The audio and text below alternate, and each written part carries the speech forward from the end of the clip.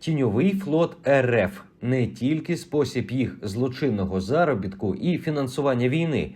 Безпосередньо для Криму це викликає екологічні ризики, які становлять старі російські танкери, що перевозять вуглеводні, а також уже спричинили забруднення Чорного і Азовського морів. Хтось може сказати про те, да, де там Австралія, де там Керченська протока, наприклад, чи Чорне море, Азовське море, Крим.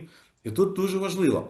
Важливо чому? Ну, перше, якраз таки питання, коли затонули два танкера Волга-Нефть 216, Волга-Нефть 239, то дійсно була велика, і вона продовжується, кстати, велика шкода для Криму, для акваторії Чорного, Азовського морей.